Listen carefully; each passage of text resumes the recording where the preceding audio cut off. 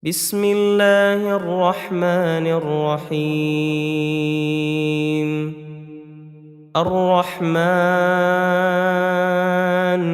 علم القرآن خلق الإنسان علمه البيان. الشمس والقمر بحسبان والنجم والشجر يسجدان والسماء رفعها ووضع الميزان ألا تطغوا في الميزان وأقيموا الوزن بالقسط ولا تخسروا الميزان والأرض وضعها للأنام فيها فاكهة والنخل ذات الأكمام والحب ذو العصف والريحان فبأي آلاء ربكما تكذبان خلق الإنسان من صلصال كالفخار وخلق الجان من مارج من نار فبأي آلاء ربكما تكذبان رب المشرقين ورب المغربين فبأي آلاء ربكما تكذبان مرج البحرين يلتقيان بينهما برزخ لا يبغيان فبأي آلاء ربكما تكذبان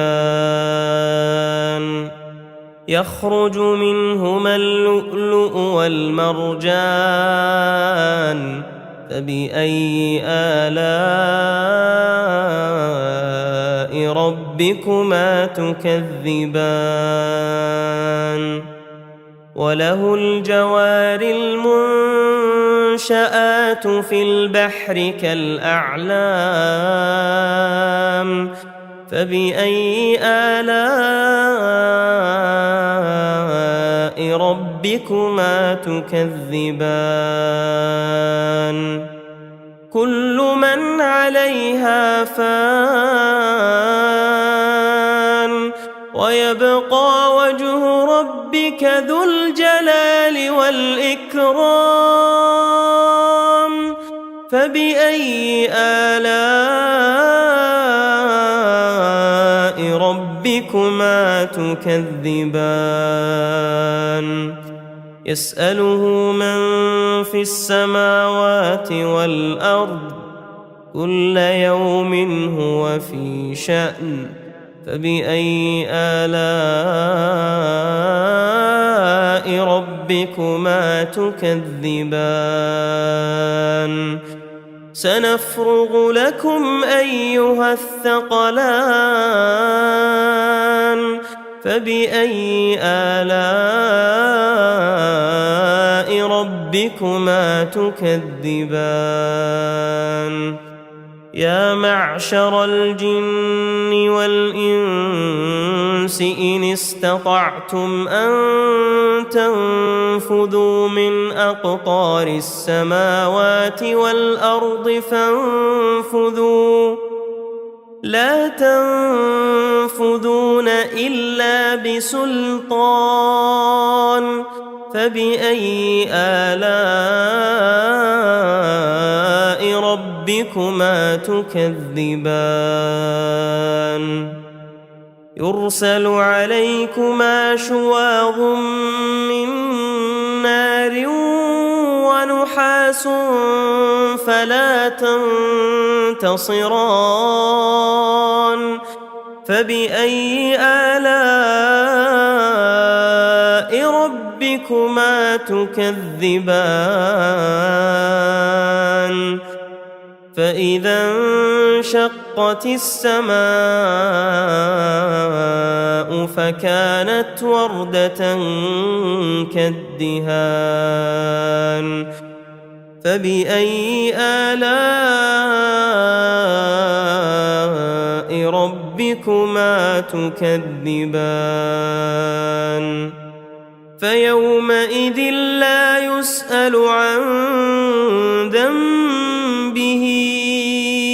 إنس ولا جان فبأي آلاء ربكما تكذبان يعرف المجرمون بسيماهم فيؤخذ بالنواصي والأقدام فبأي آلاء ربكما تكذبان هذه جهنم التي يكذب بها المجرمون يطوفون بينها وبين حميم آن فبأي آلاء ربكما تكذبان ولمن خاف مقام ربه جنتان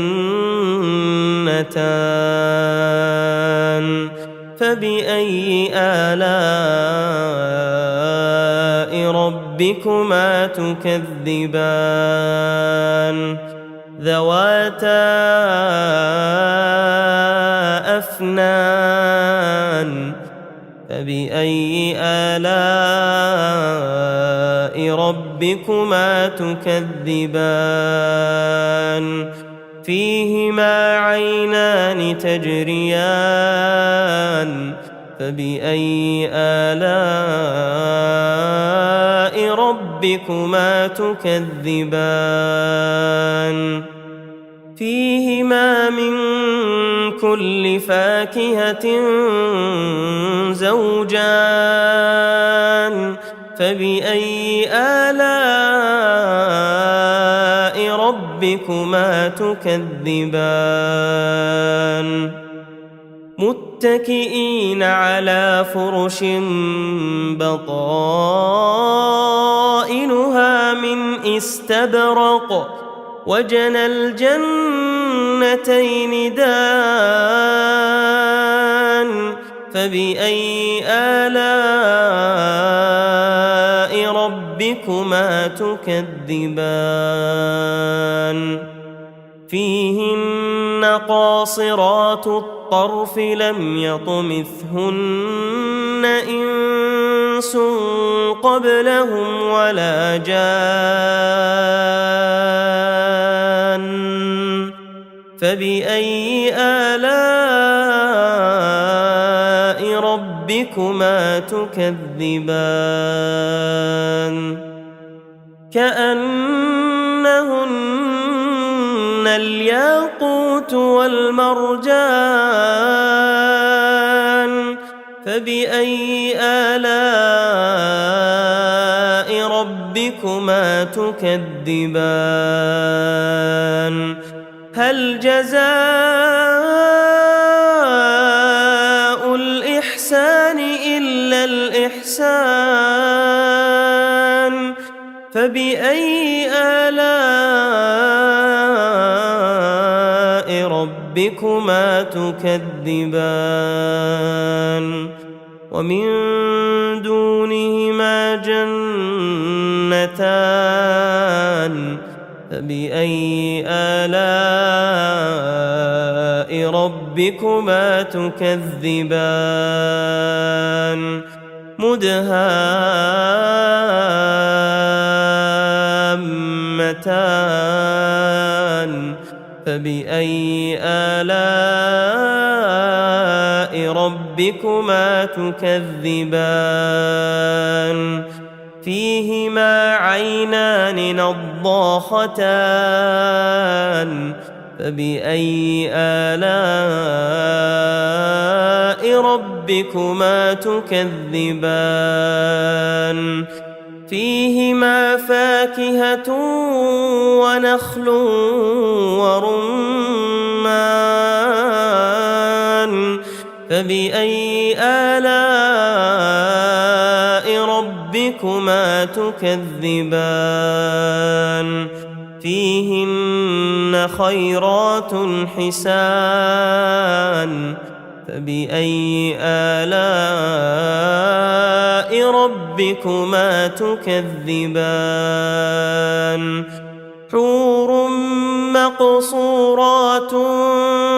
في الخيام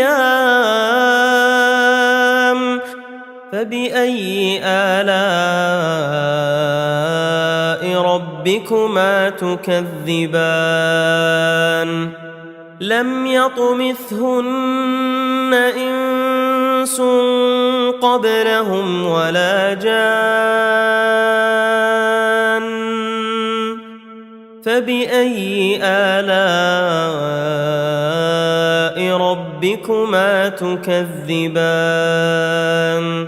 متكئين على رفرف خضر وعبقري حسان فبأي آلاء ربكما تكذبان تبارك اسم ربك ذي الجلال والإكرام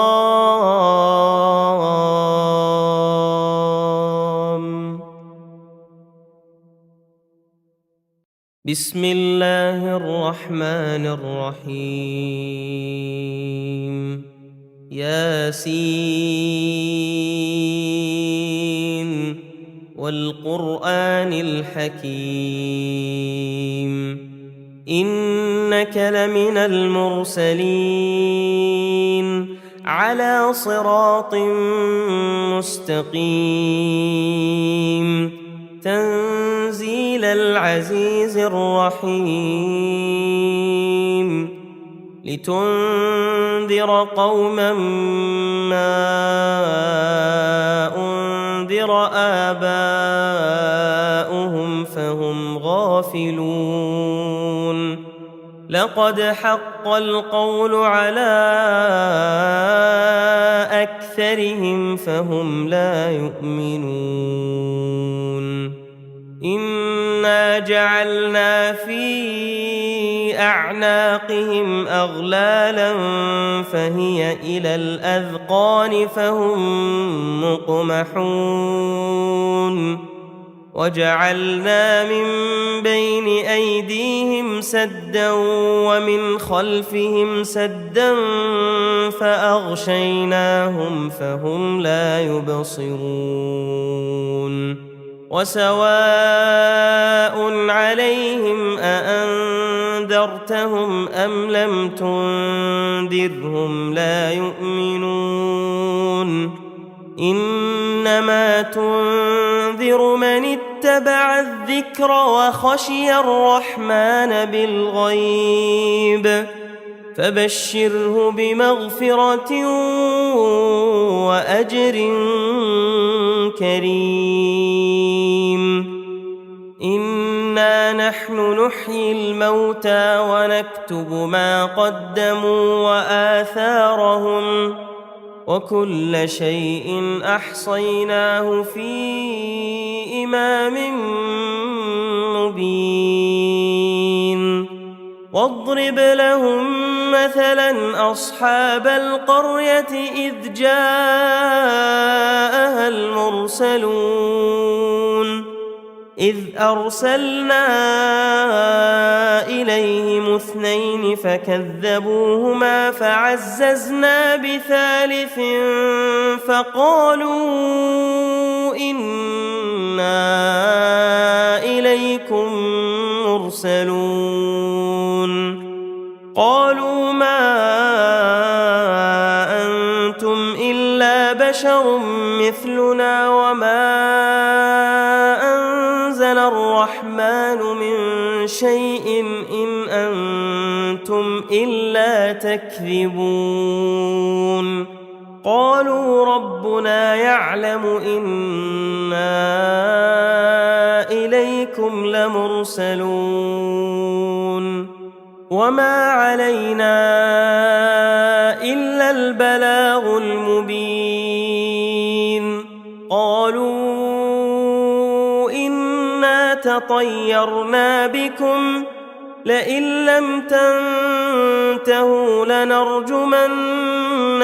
وليمسنكم منا عذاب أليم قالوا طائركم معكم أئن ذكرتم بل أنتم قوم مسرفون وجاء من أقصى المدينة رجل يسعى قال يا قوم اتبعوا المرسلين اتبعوا من لا يسألكم أجرا وهم مهتدون وما لي لا أعبد الذي فطرني وإليه ترجعون أأتخذ من دونه آلهة إن يردني الرحمن بضر لا تغن عني شفاعتهم شيئا ولا ينقذون إني إذا لفي ضلال مبين إني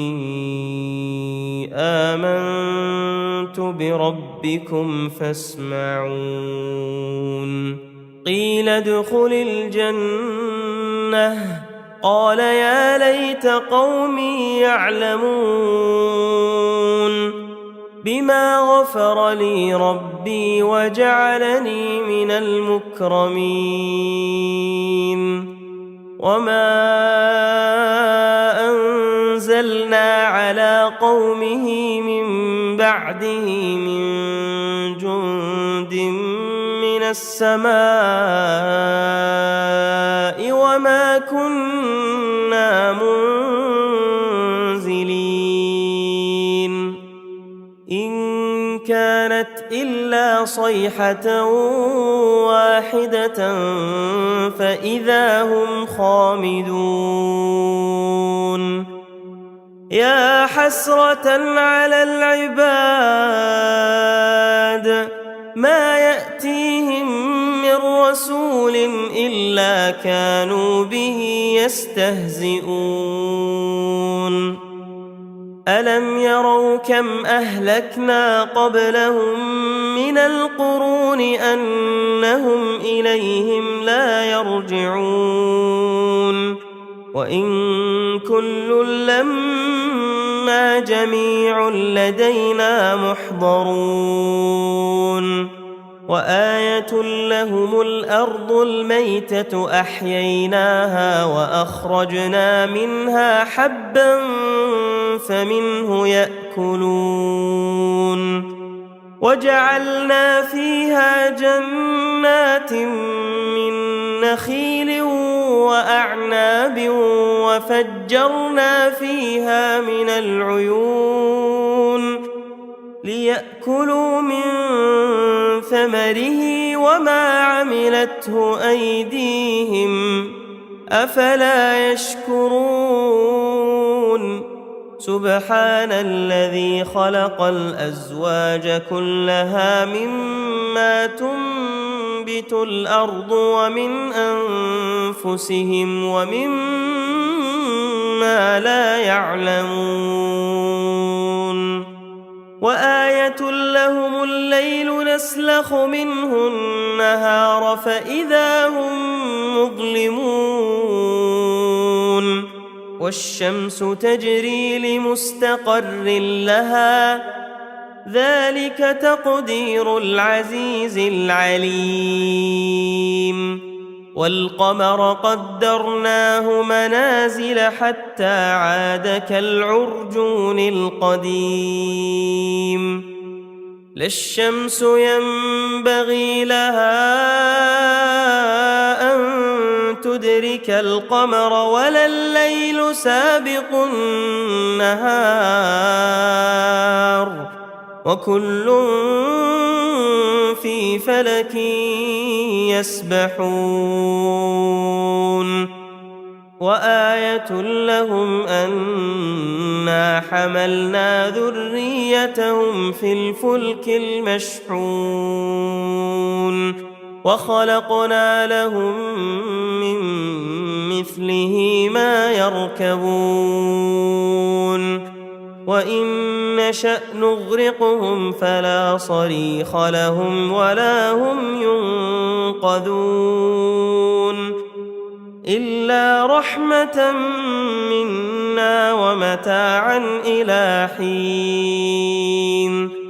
وإذا قيل لهم اتقوا ما بين أيديكم وما خلفكم لعلكم ترحمون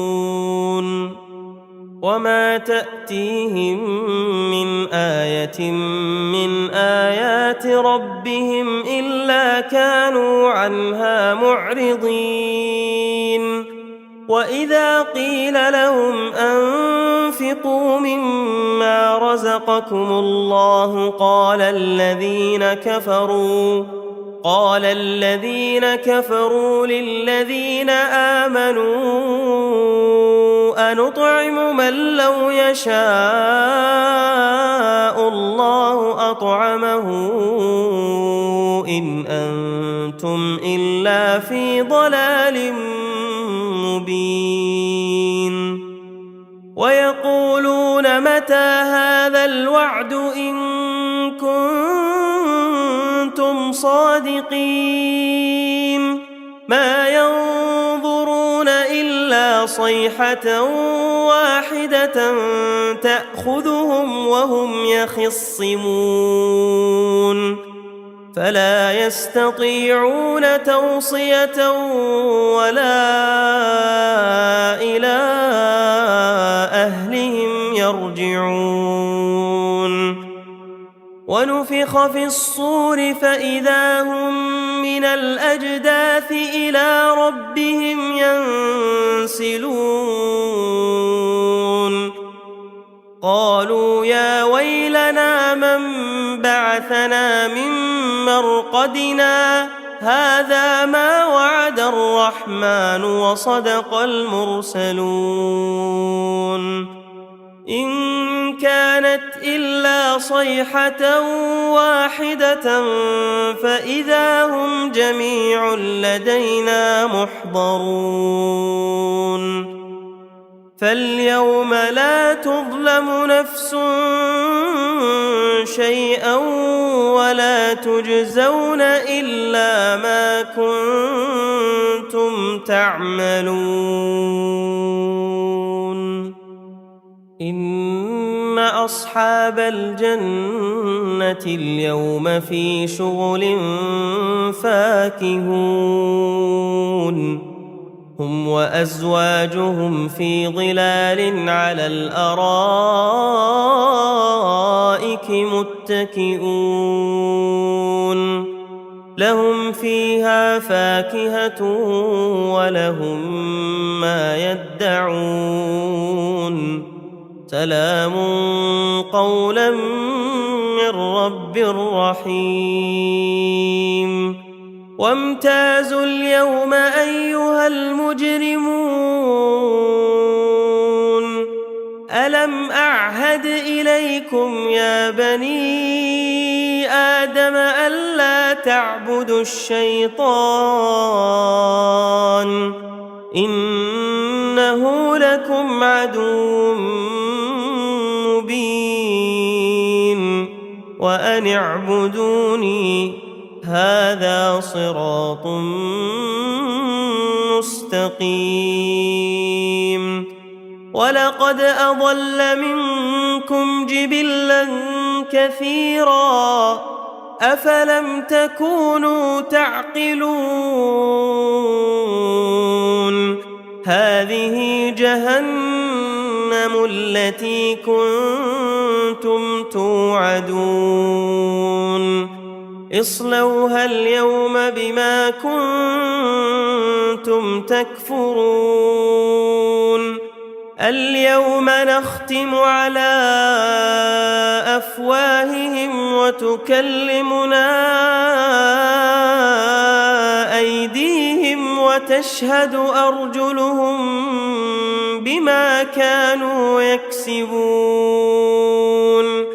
ولو نشاء لطمسنا على أعينهم فاستبقوا الصراط فأنى يبصرون ولو نشاء لمسخناهم على مكانتهم فما استطاعوا مضيا ولا يرجعون ومن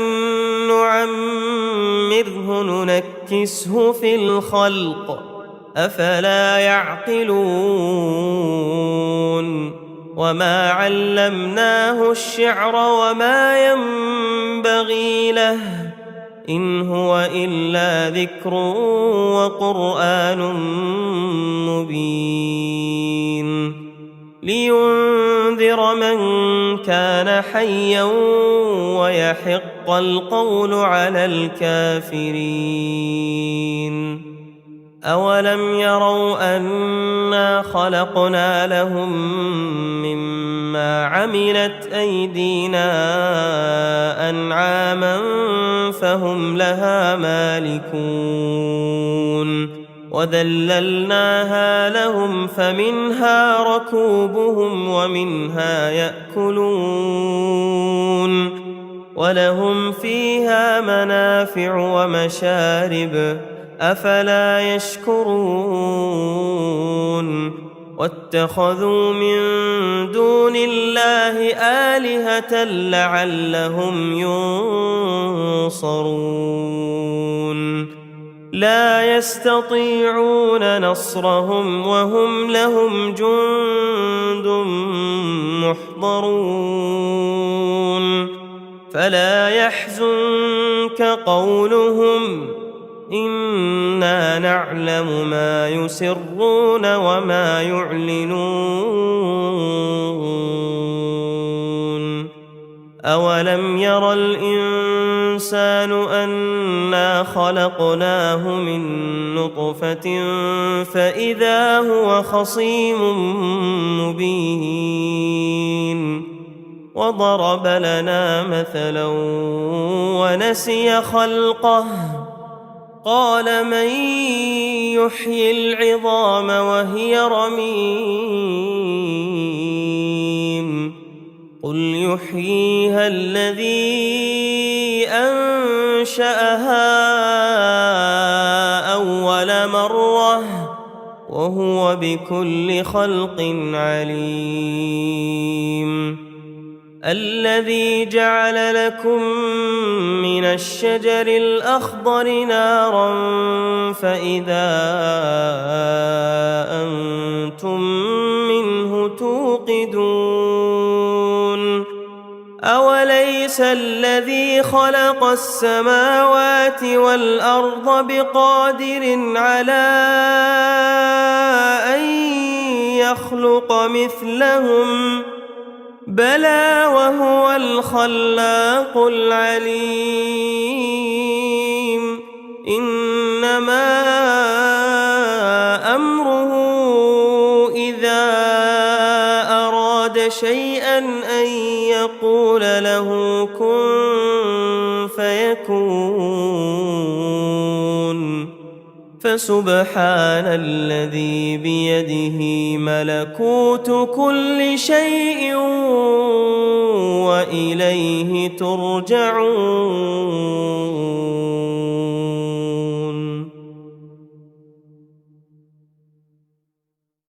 بسم الله الرحمن الرحيم.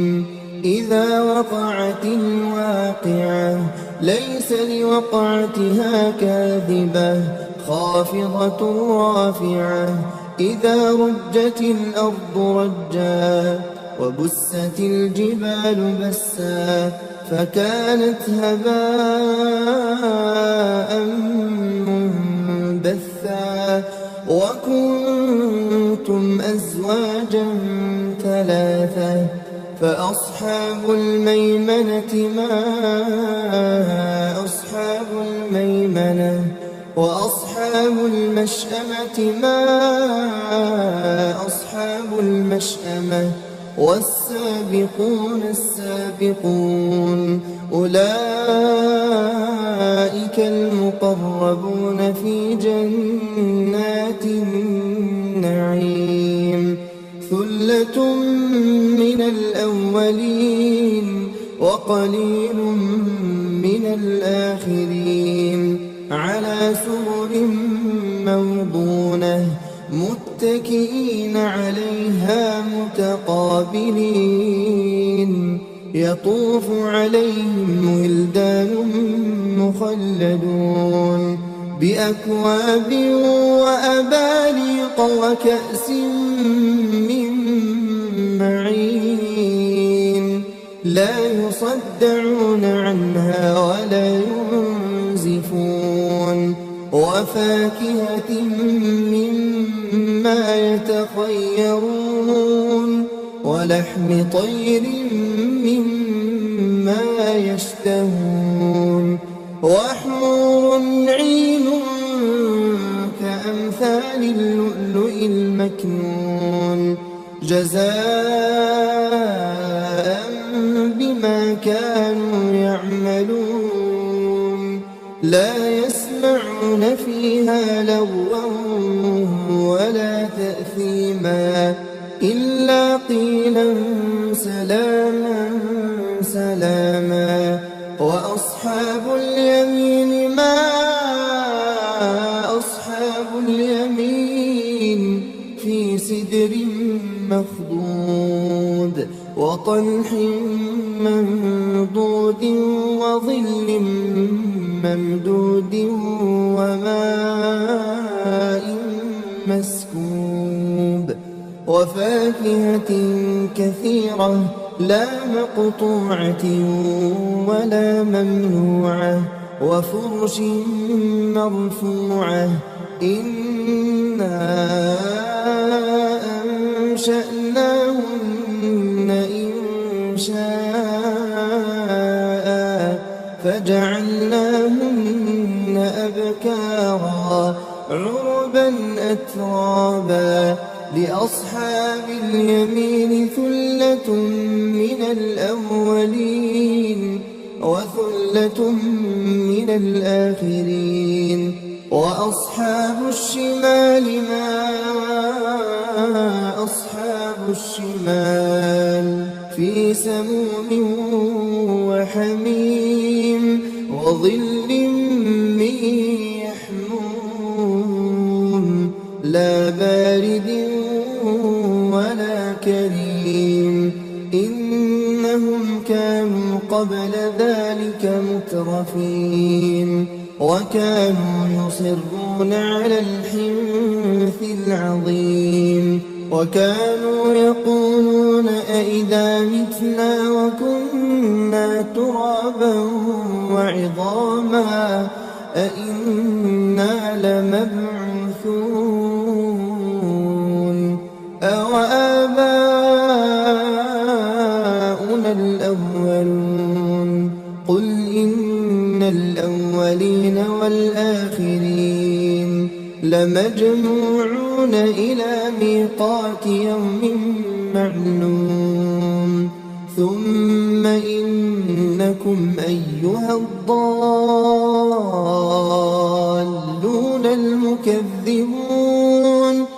لآكلون من شجر من زقوم فمالئون منها البطون فشاربون عليه من الحميم فشاربون شرب الهيم هذا نزلهم يوم الدين نحن خلقناكم فلولا تصدقون أفرأيتم ما تمنون أأنتم تخلقونه أم نحن الخالقون نحن قدرنا بينكم الموت وما نحن بمسبوقين على أن نبدل أمثالكم وننشئكم فيما لا تعلمون ولقد علمتم النشأة الأولى فلولا تذكرون أفرأيتم ما تحرثون أأنتم تزرعونه أم نحن الزارعون لو نشاء لجعلناه حطاما فظلتم تفكهون إنا لمغرمون بل نحن محرومون أفرأيتم الماء الذي تشربون أأنتم أنزلتموه من المزن أم نحن المنزلون لو نشاء جعلناه أجاجا فلولا تشكرون أفرأيتم النار التي تورون أأنتم أنشأتم شجرتها أم نحن المنشئون نحن جعلناها تذكرة ومتاعا للمقوين فسبح باسم ربك العظيم فلا أقسم بمواقع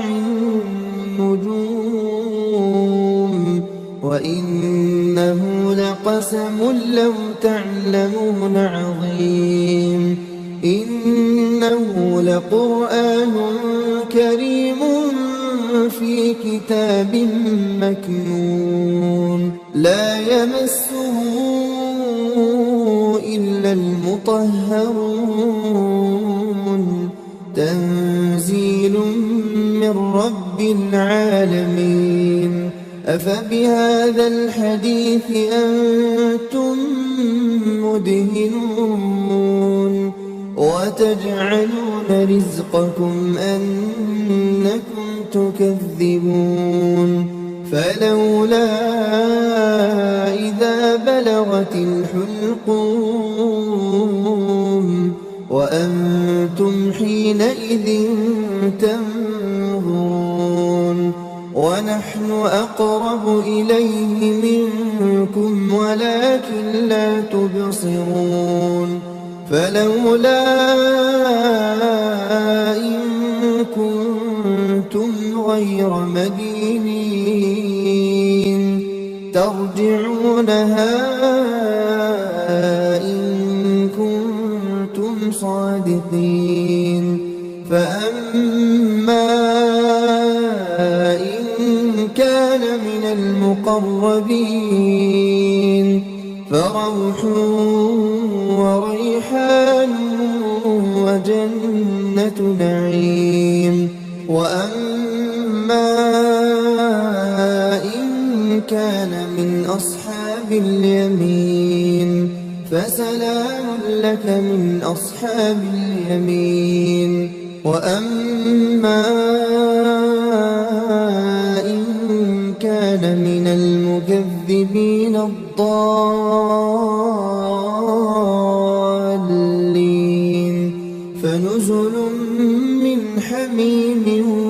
وتصلية جحيم إن هذا لهو حق اليقين فسبح باسم ربك العظيم.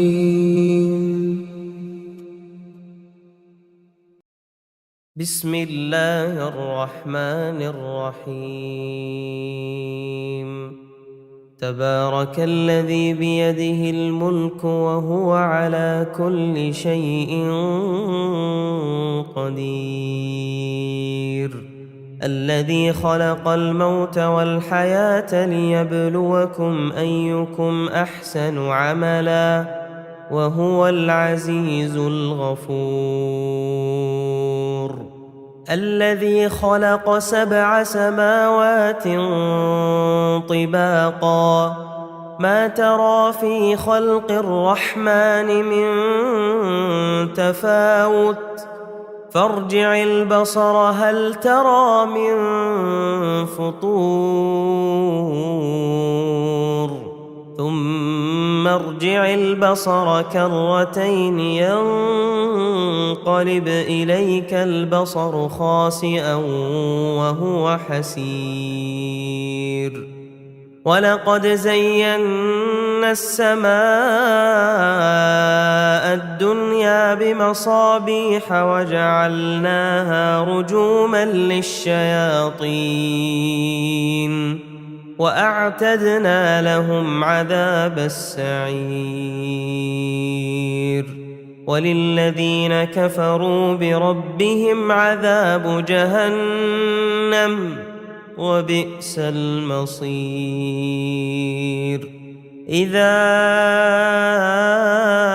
ألقوا فيها سمعوا لها شهيقا وهي تفور تكاد تميز من الغيظ كلما ألقي فيها فوج سألهم خزنتها ألم يأتكم نذير قالوا بلى قد جاءنا نذير فكذبنا وقلنا ما نزل الله من شيء إن أنتم إلا في ضلال كبير. وقالوا لو كنا نسمع أو نعقل ما كنا في أصحاب السعير فاعترفوا بذنبهم فسحقا لأصحاب السعير.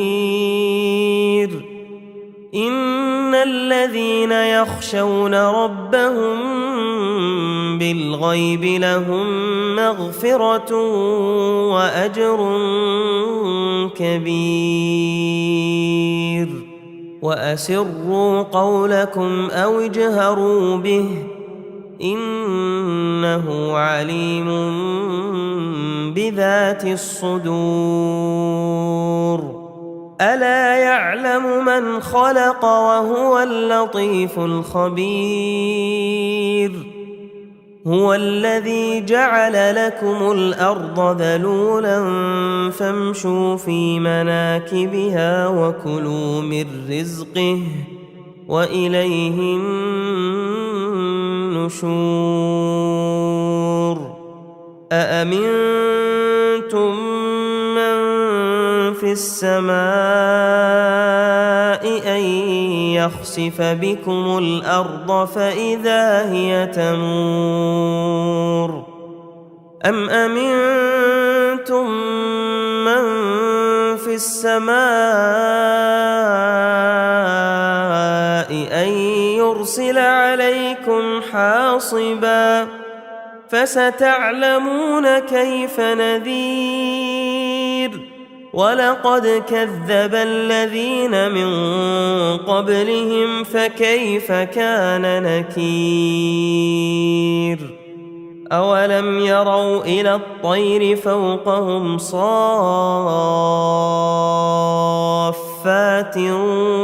ويقبضن ما يمسكهن إلا الرحمن إنه بكل شيء بصير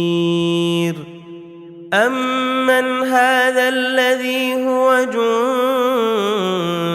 لكم ينصركم من دون الرحمن إن الكافرون إلا في غرور أمن هذا الذي يرزقكم إن أمسك رزقه بل لجوا في عتو ونفور أفمن يمشي مكبا على وجهه أهدى